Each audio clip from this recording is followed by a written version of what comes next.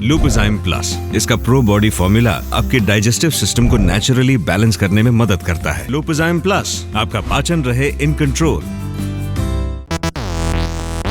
आज के टाइम पर सस्ते स्मार्टफोन भी गजब के फीचर के साथ आ रहे हैं। बड़ी बैटरी है, बढ़िया स्क्रीन है और प्रोसेसर भी धांसू लगाए जा रहे हैं। मगर साथ ही एक चलन भी चल रहा है जिसको कहते हैं मल्टीपल कैमरा सेटअप, यानी कि फ़ोन की बैक पर एक से ज़्यादा कैमरा सेंसर होते हैं। अब तो ऐसा फ़ोन ढूंढना भी मुश्किल हो गया है जिसकी बैक पर सिर्फ एक ही कैमरा हो।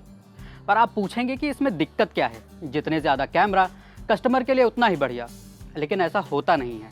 कई फ़ोन में एक्स्ट्रा कैमरा लेंस तो बस नाम करने के लिए लगा दिए जाते हैं ताकि आप देखें और कहें, अरे ये वाले फ़ोन में तो 4 कैमरा हैं, 3 कैमरे वाला या 2 कैमरे वाला फ़ोन लेकर क्या करेंगे। मगर हाथी के दांत दिखाने के और खाने के और। असलियत ये है कि 4 लेंस वाले फ़ोन में काम का लेंस बस एक ही होता है। जो प्रोफेशनल कैमरे होते हैं उनमें अलग अलग टाइप के लेंस लग जाते हैं। कुछ का काम जूम करना होता है, कुछ पास की चीज़ पर फोकस करते हैं और कुछ फ्रेम में ज़्यादा सीन भरते हैं। बस यही वाली खूबियाँ स्मार्टफोन को देने के लिए शुरू हुआ था मल्टीपल कैमरा सेटअप का खेल। मेन या प्राइमरी कैमरा सेंसर के साथ ज़्यादातर एक डेप्थ सेंसर देखने को मिलता है। इसका क्या काम होता है? ये बैकग्राउंड को ब्लर करता है ताकि DSLR जैसी पोर्ट्रेट पिक्चर स्मार्टफोन से ही क्लिक हो जाएं। यही काम और भी अच्छे से करने के लिए एक टाइम ऑफ फ्लाइट नाम का सेंसर भी होता है। एक अल्ट्रा वाइड एंगल लेंस होता है जो नॉर्मल लेंस के मुकाबले ज़्यादा सीन फ्रेम में भर लेता है। अभी स्क्रीन पर 2 पिक्चर लगी हैं, एक नॉर्मल लेंस से खींची हुई और दूसरी अल्ट्रा वाइड एंगल लेंस से। दोनों में फ़र्क आप खुद देखिए।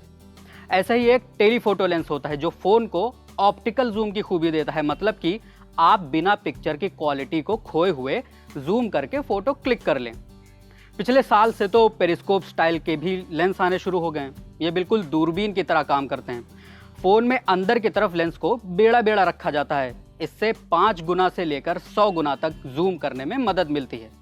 सैमसंग का गैलेक्सी S20 सीरीज़ ही देख लीजिए जिसमें ऐसा ही एक लेंस लगा हुआ है। आजकल मैक्रो लेंस लगभग हर फ़ोन में दिखता है। इसका काम होता है किसी छोटे से ऑब्जेक्ट को बहुत ही करीब जाकर फ़ोटो क्लिक करने का। इससे आप कीड़े मकोड़े और कपड़े के धागों को भी बहुत डिटेल में कैप्चर कर सकते हैं। तो थ्योरी में मल्टीपल कैमरा तो बड़े ही कमाल की चीज़ है, मगर दिक्कत तब आती है जब यही सिस्टम सस्ते फ़ोन में दिया जाता है। बढ़िया वाले कैमरा लेंस आते हैं महंगे और फ़ोन की कीमत को कम रखने के लिए महंगे कंपोनेंट लगाए नहीं जा सकते। इसलिए आखिर में मिलते हैं हमें काम चलाओ मल्टीपल कैमरा सेटअप। अब कुछ और फ़ोन और उनके कैमरा की बात करते हैं। अभी तक आपने जो कैमरा सैंपल देखे वो 30,000 रुपये वाले Realme के X2 Pro स्मार्टफोन से लिए गए हैं और सब के सब बहुत बढ़िया हैं। मगर यही Realme जब सस्ते फ़ोन में मल्टीपल कैमरा सेटअप देता है तो वो कुछ काम के नहीं होते, क्योंकि 8 मेगापिक्सल के अल्ट्रा वाइड एंगल लेंस और 2 मेगापिक्सल के डेप्थ सेंसर या मैक्रो लेंसेज का होना या ना होना बराबर ही है। 2020 की शुरुआत में लॉन्च हुए Realme 6 स्मार्टफोन में 64 मेगापिक्सल के मेन कैमरा के साथ 8 मेगापिक्सल का ultra wide angle lens, 2 megapixel का black and white portrait lens और 2 मेगापिक्सल का मैक्रो लेंस था। इसका अल्ट्रा वाइड लेंस तो फिर कुछ हद तक ठीक था, मगर बाकी के दोनों लेंस की परफॉर्मेंस काफ़ी ख़राब थी। यही हाल इसके Realme 3 Pro स्मार्टफोन का था। अभी हाल ही में Realme ने Narzo 20 सीरीज़ लॉन्च की है। इसमें भी 2 मेगापिक्सल के एक्स्ट्रा कैमरा सेंसर दिए गए हैं। देखना बाकी है कि ये Realme X2 Pro जैसे होंगे या फिर बस ऐसे ही शोबाजी वाले। Vivo S1 स्मार्टफोन में 16 मेगापिक्सल के मेन कैमरा के साथ 8 मेगापिक्सल का अल्ट्रा वाइड लेंस और 2 मेगापिक्सल का डेप्थ सेंसर था। यहाँ डेप्थ सेंसर तो थोड़ा काम का था, मगर अल्ट्रा वाइड सेंसर से क्लिक की हुई पिक्चर में ना कलर अच्छे थे और ना ही डिटेल्स थी। पोको X2 स्मार्टफोन में 64 मेगापिक्सल के प्राइमरी कैमरा के साथ 8 मेगापिक्सल का अल्ट्रा वाइड लेंस और 2 मेगापिक्सल के मैक्रो और डेप्थ लेंस थे। अल्ट्रा वाइड लेंस तो काफ़ी अच्छा था, मगर मैक्रो लेंस बहुत बेकार था। ना फोकस सही से कर पा रहा था और ना ही कलर अच्छे ला रहा था। सैमसंग के पिछले साल के गैलेक्सी M30 स्मार्टफोन में 13 मेगापिक्सल के मेन कैमरा के साथ 5 मेगापिक्सल के डेप्थ सेंसर और अल्ट्रा वाइड लेंस लगे थे। इसमें तो आपको पता लग ही गया होगा कि अल्ट्रा वाइड एंगल लेंस ने क्या ही परफॉर्मेंस दी होगी। मेन कैमरा सेंसर को छोड़कर बाकी दोनों ही बेकार थे। बस लिखने को काफ़ी हो गया कि फ़ोन में 3 कैमरा हैं, और यही वो सैमसंग है जो S सीरीज़ और नोट सीरीज़ के साथ कैमरा परफॉर्मेंस के कीर्तिमान बना देता है। बहरहाल सैमसंग ने गैलेक्सी M31 में सुधार किए, मगर अभी भी सैमसंग के कुछ फ़ोन में ऐसे ही एक्स्ट्रा सेंसर दिए जा रहे हैं जिनका होना ना होना बराबर है।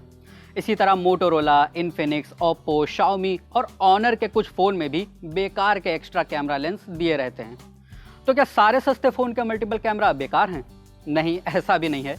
कुछ सस्ते फ़ोन में एक्स्ट्रा कैमरा भी अच्छे क्वालिटी के लगे होते हैं, मगर ये ज़रूरी नहीं कि उनकी बाकी चीज़ें जैसे कि प्रोसेसर और बैटरी वगैरह भी बढ़िया हो। मतलब कि फ़ोन की कीमत को कम रखने के लिए कंपनियों को थोड़े कॉम्प्रोमाइज़ करने पड़ते हैं। कैमरा अच्छा दे दिया तो प्रोसेसर बेकार हो जाएगा या फिर चार्जिंग स्पीड धीमी वाली देनी पड़ेगी। LG का W30 स्मार्टफोन ही ले लीजिए, इसने 16 मेगापिक्सल का अच्छा खासा प्राइमरी कैमरा तो दिया ही था, साथ में 12 मेगापिक्सल का बढ़िया सा अल्ट्रा वाइड लेंस भी दिया था, मगर इसकी ना परफॉर्मेंस अच्छी थी और ना ही बिल्ड क्वालिटी। फिर क्यों दिए जा रहे हैं 4 बैक कैमरा? ये सवाल तो बड़ा जायज़ है कि जब बजट स्मार्टफोन में अच्छा मल्टीपल कैमरा सिस्टम देना इतना मुश्किल है, तो फिर क्यों कंपनियां 3 4 कैमरा ठोकने में पड़ी हैं? इसका जवाब तो खुद आपके पास है। आपके सामने 10,000 रुपए की कीमत वाले 2 फ़ोन हों, दोनों में सारी चीज़ें एक जैसी हों, बस कैमरा को छोड़कर। एक में बैक पर सिंगल कैमरा है और दूसरे में 4। अब कौन सा फ़ोन बेहतर लग रहा है? ज़्यादातर लोग मल्टीपल कैमरा वाले फ़ोन को ही लेंगे, बस यही राज है एक्स्ट्रा कैमरा सेंसर का। लेकिन जो काम स्मार्टफोन कंपनियों ने कस्टमर को अपनी तरफ खींचने के लिए किया था, वो अब इनके ऊपर ही उल्टा पड़ गया है।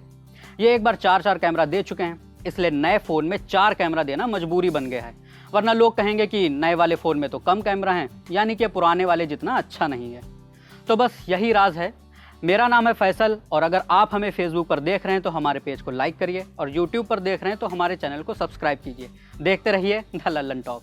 आपको सेहतमंद बनाने, हेल्थ की दुनिया के सब हाल बताने, आपको आपकी बॉडी के और करीब लाने, एक्सपर्ट्स के जरिए आपकी अवेयरनेस चमकाने, तंदुरुस्त रहना होगा नई लत। देखिए द लल्लन टॉप पर सेहत, सोमवार से शुक्रवार दोपहर 1 बजे।